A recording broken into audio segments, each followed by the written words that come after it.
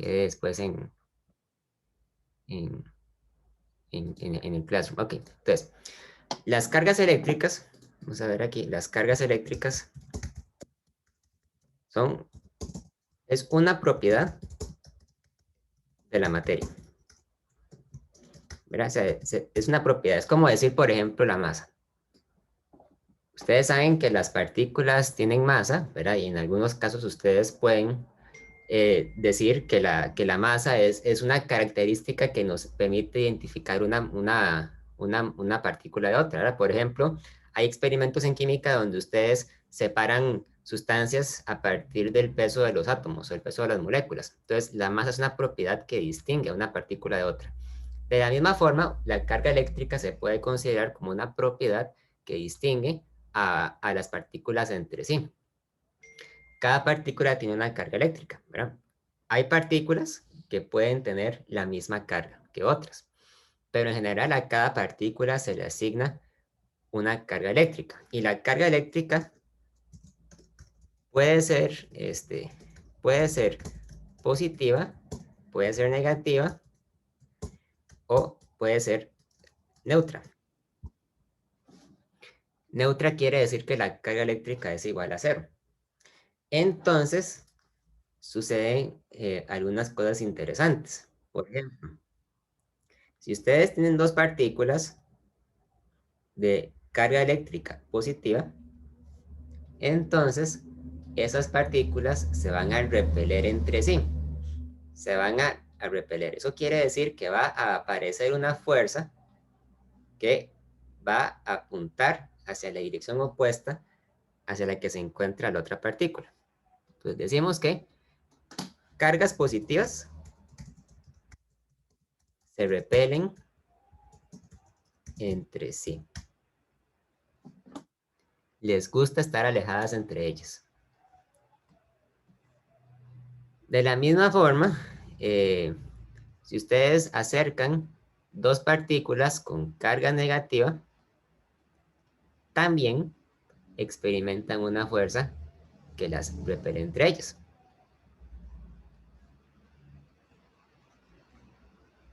Entonces decimos que cargas negativas se repelen entre sí.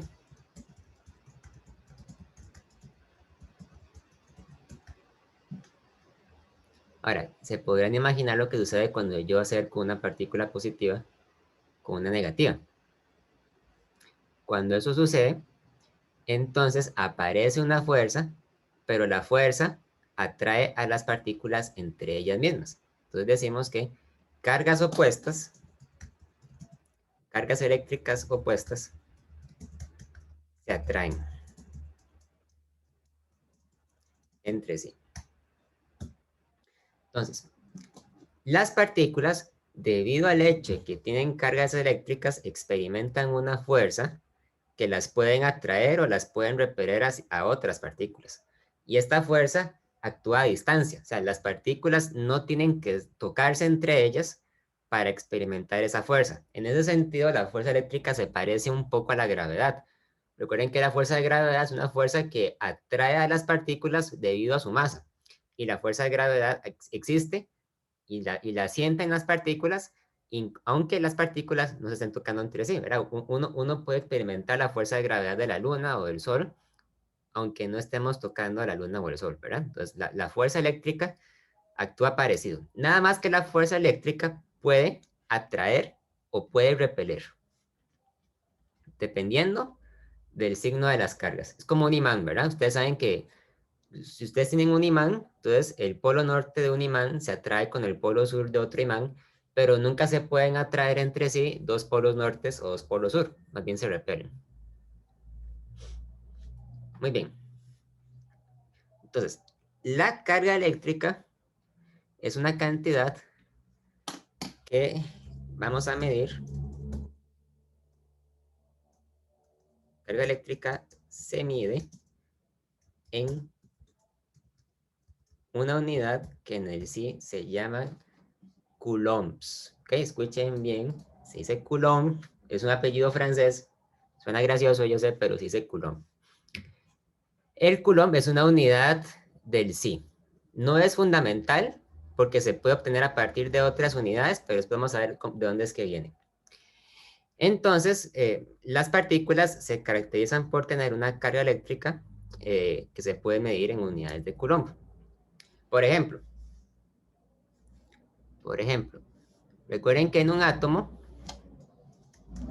tenemos tres tipos de partículas subatómicas, ¿verdad? En un átomo viven los protones, viven los neutrones y viven los electrones dándole vuelta al átomo.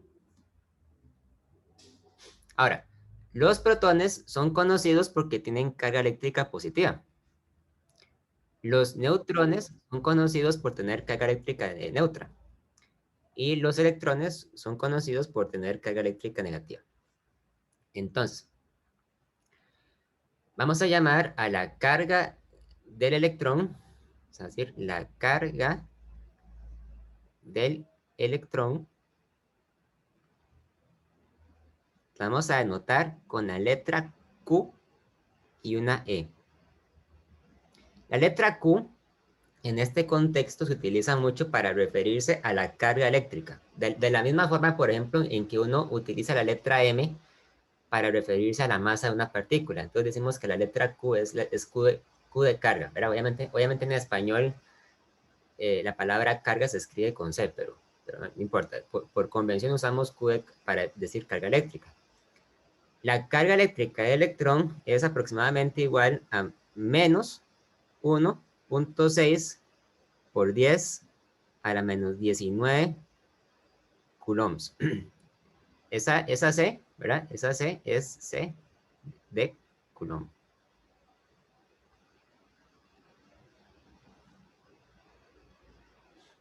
Es negativa porque el electrón tiene carga eléctrica negativa y es una magnitud extremadamente pequeña, ¿verdad? Es un número que es tan pequeño que es prácticamente imposible no escribirlo usando notación científica.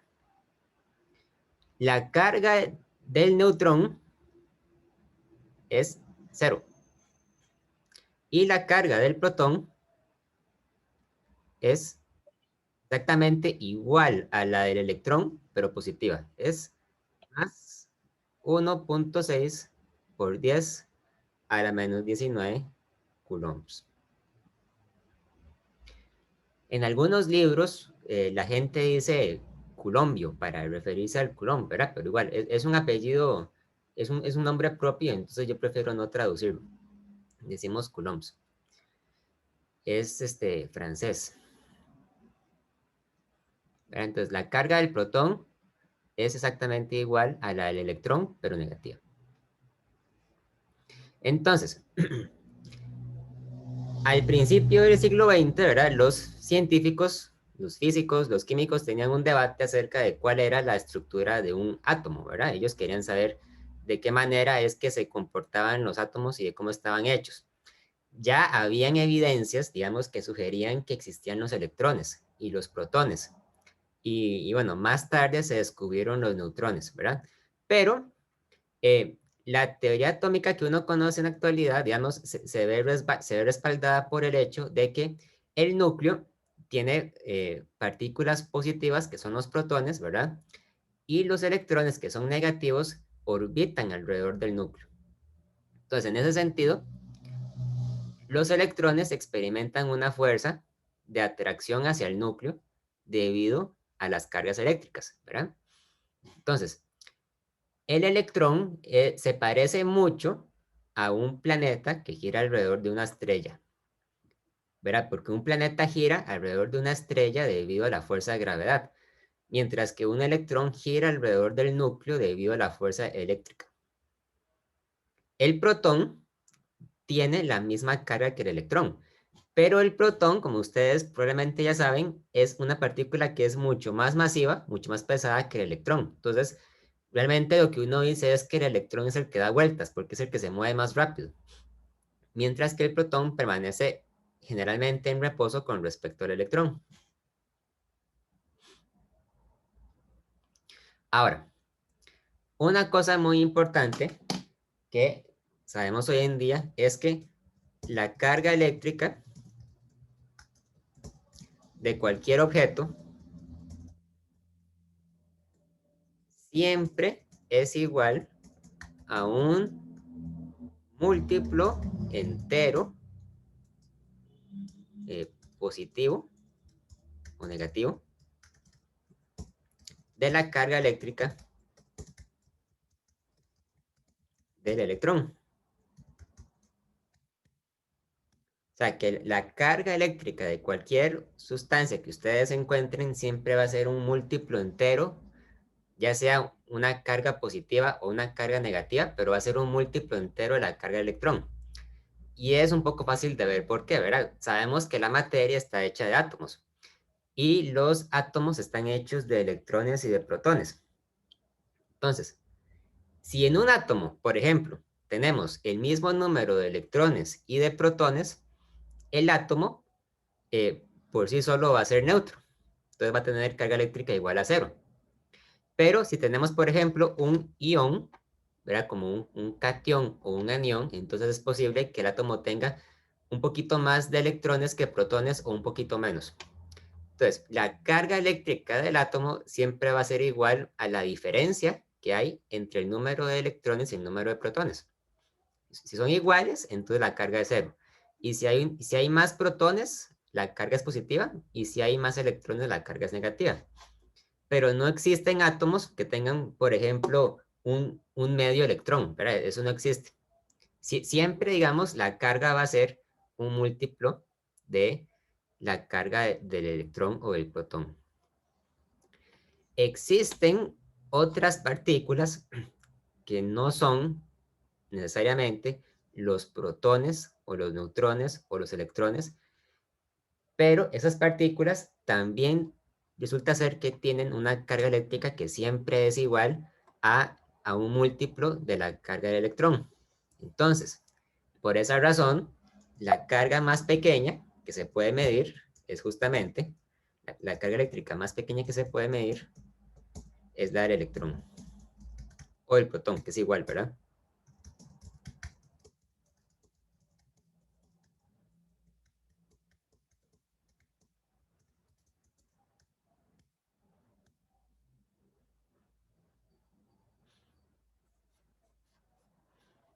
Muy bien. Ahora, aquí suceden varias cosas, ¿verdad? Ustedes saben, por ejemplo, que el átomo de hidrógeno tiene un protón, ¿verdad? Y pueden haber, puede ser que no haya ningún neutrón, o pueden ser que haya un neutrón, o que hayan dos, porque el hidrógeno tenía tres isótopos, ¿verdad? Pero ¿qué pasa, por ejemplo, cuando ustedes tienen un átomo más pesado, un átomo que tenga varios protones, ¿verdad? Entonces, ahí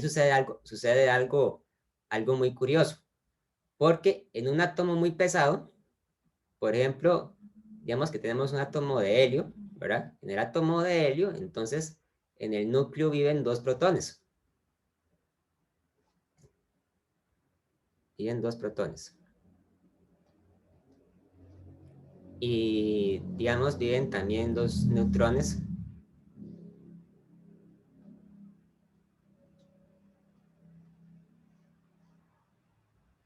Y hay dos electrones.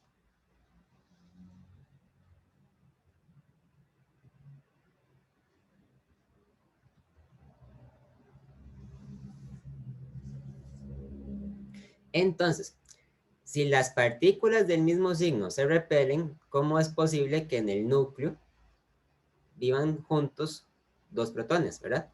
¿Cómo se mantienen juntos?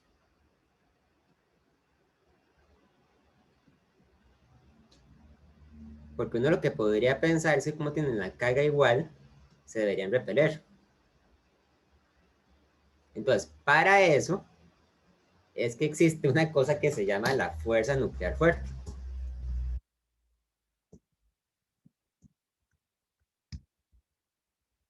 La fuerza nuclear fuerte es la fuerza que mantiene a los protones y neutrones en el interior del núcleo. Se llama así porque es una fuerza muy fuerte, ¿verdad? En el caso de los protones, esa fuerza es tan grande que logra vencer la repulsión que ellos experimentan debido a las cargas eléctricas. Entonces, esta fuerza vence la repulsión entre cargas eléctricas. Pero lo vacilón de esta fuerza es que solamente es perceptible a distancias muy cortas. Solo existe a distancias muy cortas. ¿Qué quiere decir? Bueno, quiere decir que dos protones se van a atraer entre ellos, pero solo si están muy cerca el uno del otro. ¿Qué tan cerca? Bueno, tan cerca como lo es el tamaño de un núcleo, ¿verdad? Es decir, a distancias que sean aproximadamente iguales a 10 a la menos 15 metros. O sea, hay una distancia increíblemente pequeña. A distancias que son más grandes que esa, la fuerza nuclear fuerte desaparece y los protones se repelen entre sí y no se unen. Entonces, eso explica por qué es necesario aplicar tanta energía para producir la fusión nuclear, perdón. En la fusión nuclear, dos átomos se unen y forman un núcleo más pesado, ¿verdad? Entre los dos. Y eso se logra cuando los protones de ambos núcleos logran juntarse a pesar de la repulsión que sienten entre ellos. Cuando los protones se unen y forman un núcleo muy pesado, entonces liberan una cantidad de energía que está asociada a la repulsión que sienten entre ellos, ¿verdad? Y por eso es que las reacciones nucleares en general son muy peligrosas, porque liberan mucha energía que está asociada con la fuerza nuclear fuerte. Esto lo estoy explicando porque es algo que a veces preguntan en el examen, bueno, a veces preguntan en el examen de bachillerato. Ahora no hay bachillerato, pero lo que dice el examen FAB. Entonces, vamos a hablar un poquito acerca de la fuerza nuclear fuerte y también de la fuerza nuclear débil, que después les voy a explicar. ¿Ok? ¿Hasta aquí alguna duda?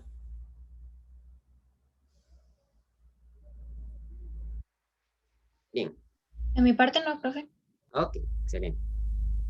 Ahora, ustedes seguramente han escuchado que los protones y los neutrones están hechos de otras partículas, ¿verdad? ¿Saben cómo se llaman esas partículas? Quarks. Quarks. Sí, ¿verdad? Quarks. Los protones y los neutrones no son partículas fundamentales porque están hechas de otras partículas, que sí lo son, que son los quarks. Entonces, cada protón y cada neutrón están hechos de 3 quarks. Un protón está hecho de 2 quarks U y un quark D. Y un neutrón está hecho de un quark U y 2 quarks D. Ahora, vean qué vacilón. El quark U se llama así porque se llama quark up. Y el quark D se llama así porque se llama quark down, ¿verdad? De arriba y abajo. La carga eléctrica del quark U es igual a, a 2/3 de la carga del protón. Y la carga eléctrica del quark D es igual a menos 1/3 de la carga del protón. Ahora, ustedes me van a decir, profe, ¿cómo es posible si usted acaba de explicar que la carga eléctrica más pequeña que puede haber es la carga del protón? Y nos está diciendo ahora que los quarks U y los quarks D tienen cargas eléctricas que son una fracción de la carga del protón, ¿verdad? Bueno, para empezar, vean una cosa.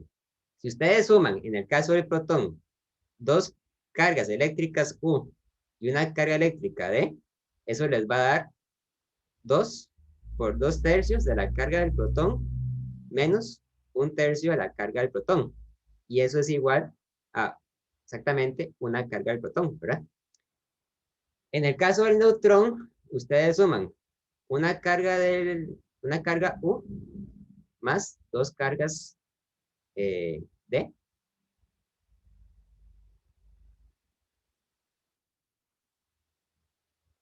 Y eso entonces es 2/3 de la carga del protón más 2 por menos 1/3 de la carga del protón. Y eso va a ser, ¿verdad? Entonces, la carga del protón es una vez la carga del protón y la carga del neutrón es 0.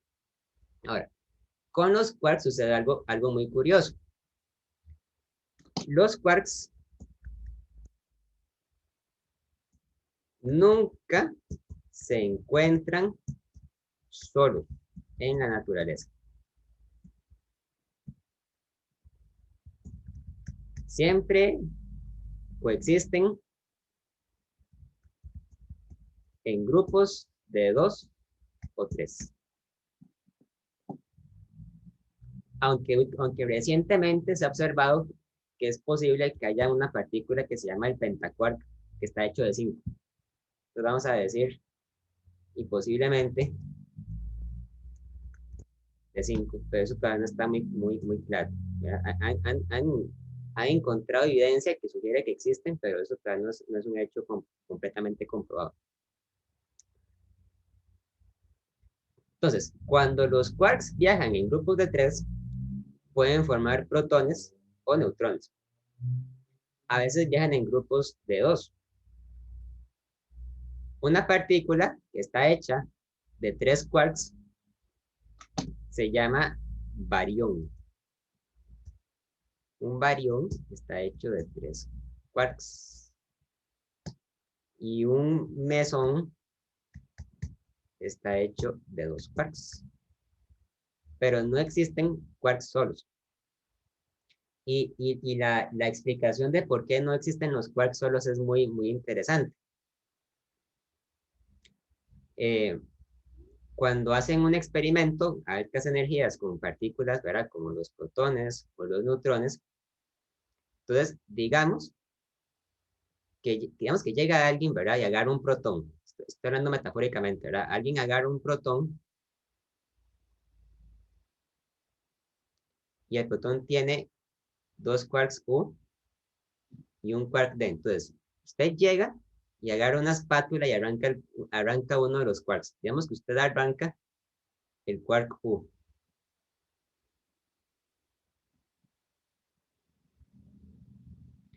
Entonces, si usted hace eso, curiosamente, el universo cree que es menos desastroso generar un quark de la nada aquí y un antiquark de la nada acá.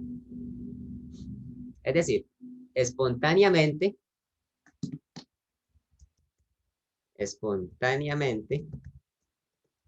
aparece un quark y un antiquark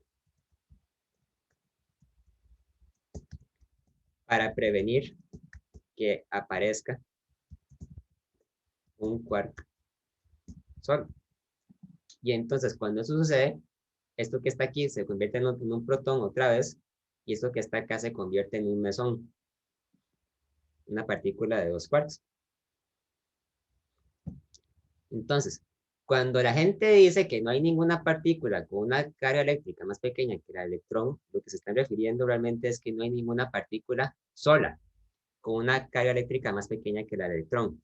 Porque los quarks nunca jamás se han observado que estén solos. O sea, siempre están en grupos formando otra partícula más grande que ellos.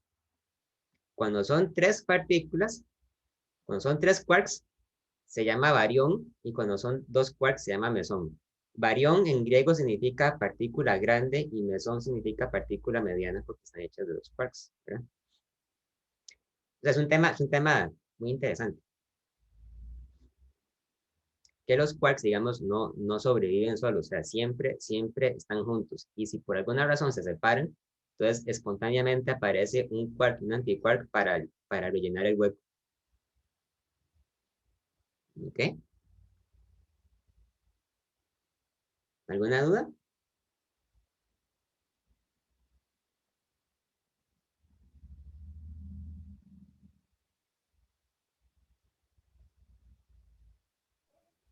Creo que todo bien.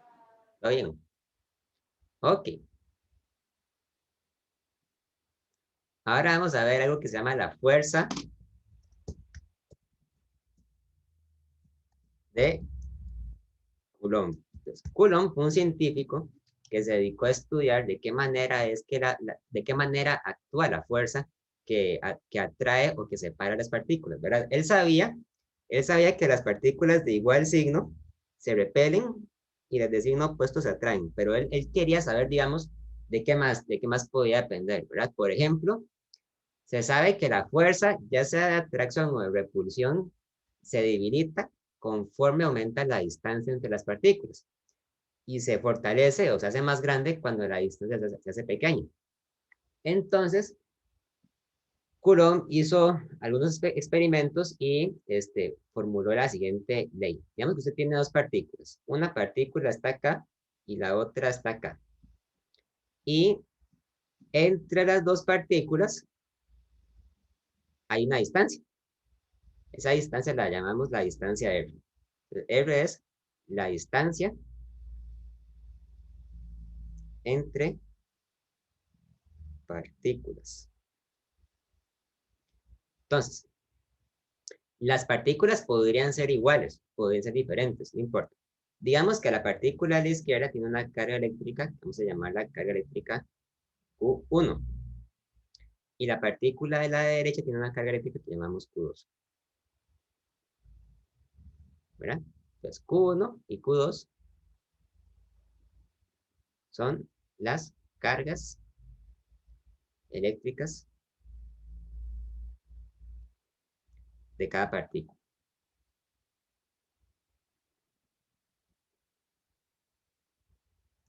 Y Coulomb observó que la fuerza eléctrica entre las dos partículas era, en primer lugar, era proporcional al valor de cada carga eléctrica. O sea, era proporcional al producto de las cargas. Q1 por Q2. Y también resulta ser que la fuerza eléctrica es inversamente proporcional al cuadrado de la distancia. Y le puso una constante para hacer que todo tenga unidades que calcen. ¿Ok? Entonces, la constante K se conoce como la constante de Coulomb.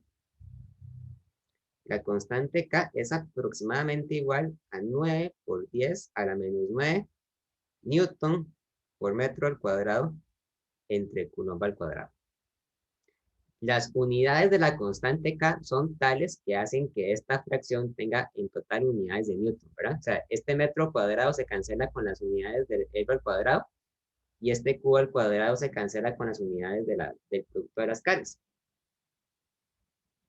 Bueno, esta es la magnitud de la fuerza. Ok. Vamos a ver, chicos, ¿a qué se parece esto?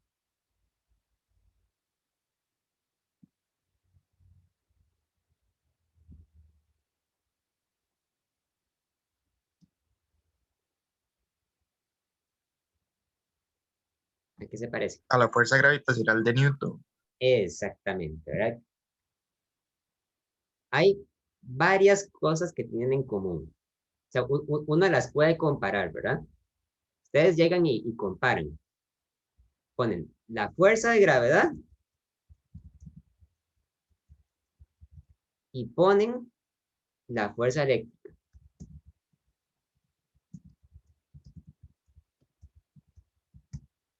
Entonces, la fuerza de gravedad era igual a una constante G mayúscula por la masa 1 por la masa 2 dividido entre el cuadrado de la distancia. Realmente era una ecuación vectorial, ¿verdad? Entonces hay que poner R techito para indicar que la fuerza es radial. Mientras que la fuerza eléctrica es igual a una constante por la carga 1 por la carga 2 dividido entre el cuadrado de la distancia. Y como es una fuerza radial, ponemos R chiquito también.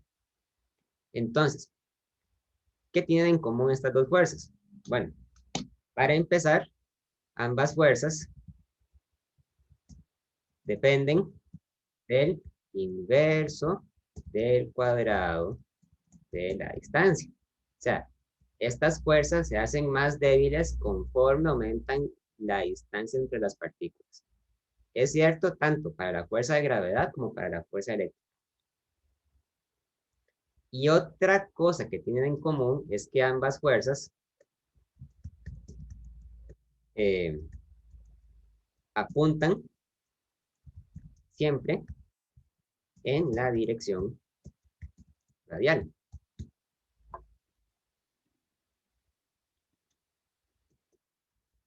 También podríamos decir que ambas fuerzas son proporcionales a una propiedad de las partículas. La gravedad depende de la masa, ¿verdad? Pero la fuerza eléctrica depende de la carga eléctrica.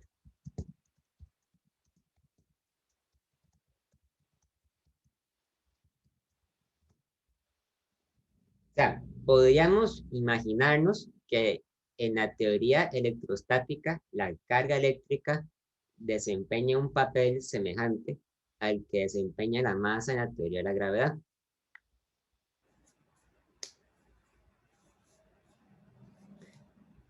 Ahora bien, ustedes podrían decirme cuál es una diferencia muy importante entre la fuerza de gravedad y la fuerza eléctrica.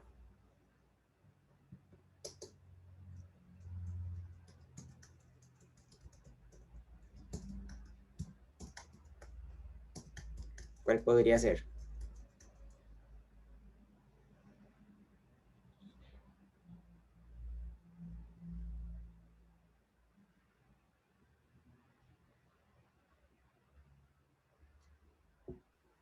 Tal vez como las dimensiones, porque la fuerza eléctrica hasta el momento solo la hemos visto dentro de átomos. Bueno, eso es cierto, es una diferencia muy importante. Una diferencia muy importante es que la fuerza eléctrica, podemos decir, la fuerza eléctrica es notable a escalas atómicas, ¿verdad? O sea, es la fuerza que aparece entre protones, entre electrones, entre átomos, entre moléculas. Pero la fuerza de gravedad es notable a escalas astronómicas, ¿verdad?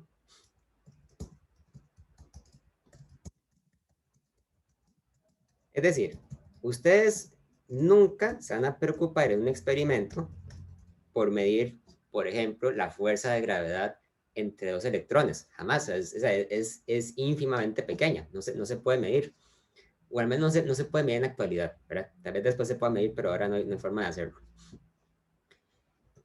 Por el contrario, uno sabe que entre electrones la fuerza eléctrica es importante.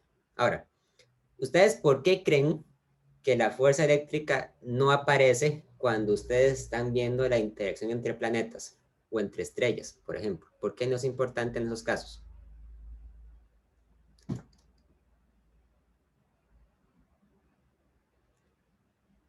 Tomando en cuenta el hecho de que una estrella tiene un montón de protones y electrones, ¿por qué entonces no genera nunca una fuerza eléctrica importante?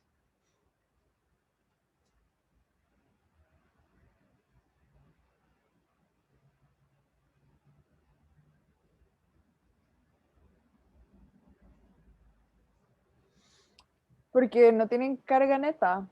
Sí, por eso. O sea, porque aunque tengan un montón de protones y electrones, casi siempre los objetos macroscópicos grandes tienden a tener la misma cantidad de electrones que de protones. Entonces se cancela y es como si tuvieran carga eléctrica totalmente igual a cero, ¿verdad? O sea, siempre va a haber, digamos, por cada protón va a haber un electrón, entonces se cancelan y entonces la fuerza eléctrica no es notable o no es apreciable a escalas grandes.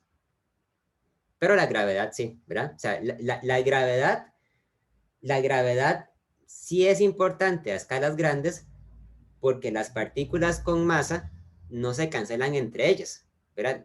La masa de una partícula no cancela la masa de la otra, más bien se suman, porque no hay masas negativas, solo positivas. En cambio, sí hay cargas negativas y cargas positivas. Entonces, las cargas de las partículas se cancelan entre ellas por lo general. Y de hecho, esto nos lleva a la segunda diferencia importante. Otra diferencia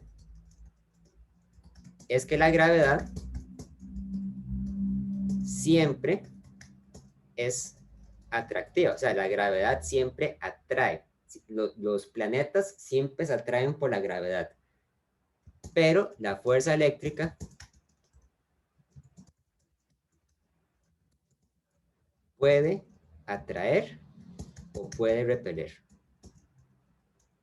Las partículas de signos de cargas iguales se pueden repeler, ¿verdad? Entonces no se atraen, se repelen.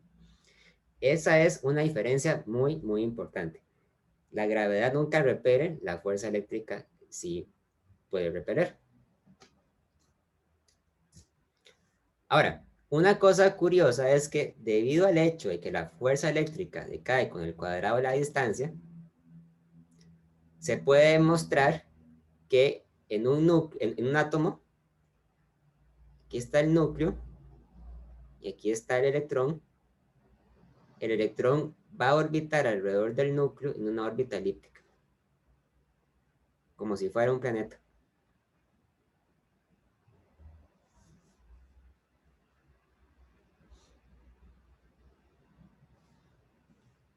O al menos eso se creyó por mucho tiempo. Vamos a poner aquí. Según esta teoría, las órbitas de los electrones deberían ser elipses, como las de los planetas. Pero, hay un pero muy importante. Y es que a esta escala, la teoría cuántica predice que las órbitas de los electrones